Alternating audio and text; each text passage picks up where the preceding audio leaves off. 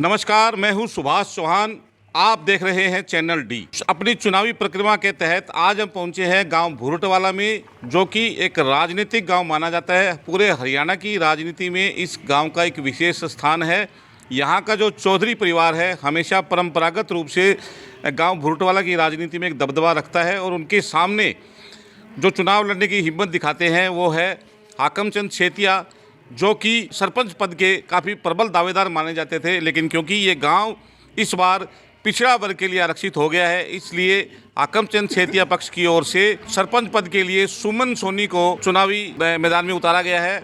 हमारे साथ बातचीत करने के लिए मौजूद है हाकम चंद सेतिया जी। आइए हम उनसे जानते हैं कि इस बार जो उन्होंने चुनाव में प्रत्याशी उतारा है, उनको लेकर के, गाँव में विकास के मुद्दों को लेकर के और गांव में विकासकारी योजनाओं को लेकर के वो क्या कहते हैं। आइए सुनते हैं हाकम चंद सेतिया जी से।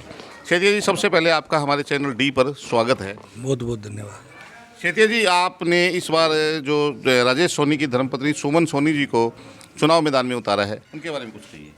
उसके बाद ईमानदार आदमी है और सब सारा काम करेंगे।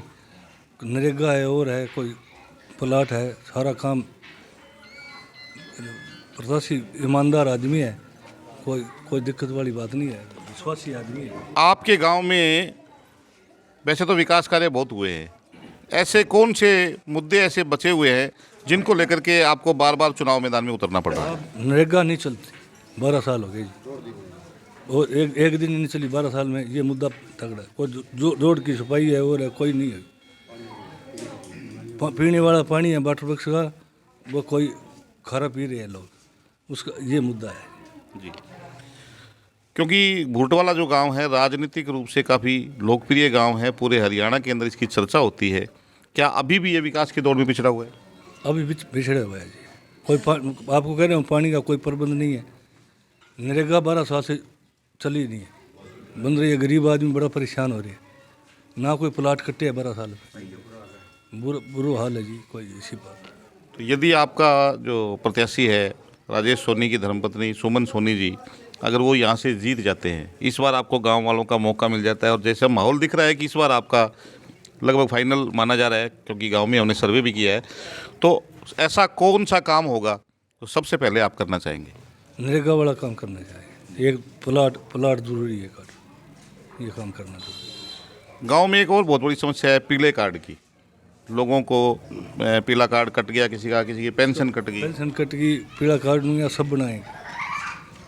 क्यों?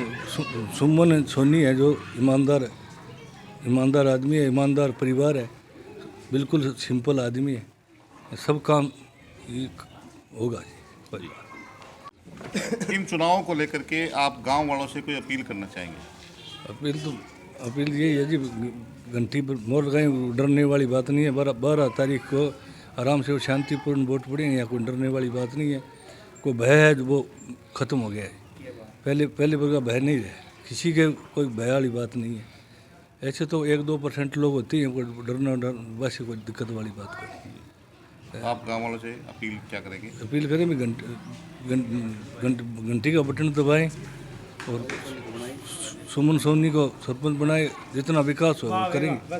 हमारे साथ बातचीत करने के लिए मौजूद है सरपंच पद की प्रत्याशी सुमन सोनी के पति श्री राजेश सोनी जी। आइए हम उनसे जानते हैं कि इस बार का जो चुनाव लड़ रहे हैं, कैसा माहौल है, कैसा उनको लग रहा है और क्या उनकी योजनाएं हैं। जी नमस्कार जी, स्वागत। नमस्कार जी। सबसे पहले आपका स्वागत है गांव में पधारने के लिए, धन्यवाद। राजेश जी, आप एक सामान्य परिवार से हैं और राजनीति जो है वो थोड़ा आपको पता है कि टेढ़ा काम होता है। आपने राजनीति में उतरने का फैसला लिया है, क्या सोच के लिए? ये राजनीति नहीं है जी, जन सेवा के लिए आए हैं, कोई राजनीति नहीं है। काम करेंगे, जन सेवा करेंगे, कोई राजनीति वाली वो बात नहीं। गांव में ऐसे कौन से मुद्दे हैं जिनको आपने हल करना है? एक तो बरसाती पानी की निकासी का मुद्दा है जी, वो इधर है पचपीरिया कहते हैं हमारे यहाँ, वहाँ पानी हो जाता है 5-5 फुट इकट्ठा, वो नहीं निकलता। एक गाँव में प्लाट नहीं मिले, एक कोई पीले कार्ड नहीं बने, किसी की पेंशन बंद हो गई, स्कूल में जैसे मास्टरों की कमी है, और कई मुद्दे हैं, नालियों की सफाई, ये सभी काम पहले बनते ही सबसे पहले यही करेंगे।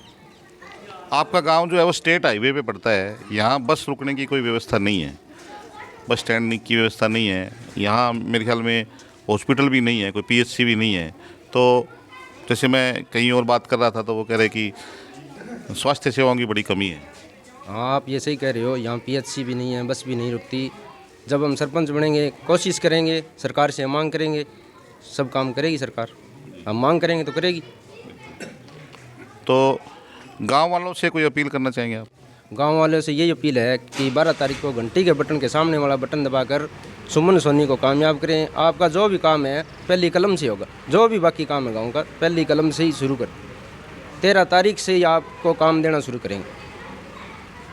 धन्यवाद राजेश जी, आपने हमें समय दिया, बहुत बहुत। हमारे साथ गांव के नंबरदार राजेंद्र प्रसाद सोनी जी भी हैं। उनसे जानते हैं कि गांव के प्रमुख मुद्दे क्या है। जी राजेंद्र जी, आपका स्वागत है। धन्यवाद जी आपका आज यहाँ बुटवाड़ा गांव में पधारने का। जी ठीक है जी। आप अभी मुद्दे गिना लेते हैं, कौन कौन से मुद्दे ये हैं जी, एक तो स्कूल के अंदर सबसे पहला काम ये है कि भाई जो लड़कियां लड़कों के साथ में पढ़ती हैं उनको अलग से पढ़वाना। नंबर 2, जो गरीब आदमी है हमारे गांव में, उनके डांगर पशु बांधने के लिए कोई जगह नहीं है। ना उनके पास प्लाट है, ना उनके पास कोई बांधने की जगह है। वो गली में बांधते हैं। गली में बांधते जब आने वाले साधनों को, इंसानों को आते जाते दिक्कत होती है। ठीक है जी।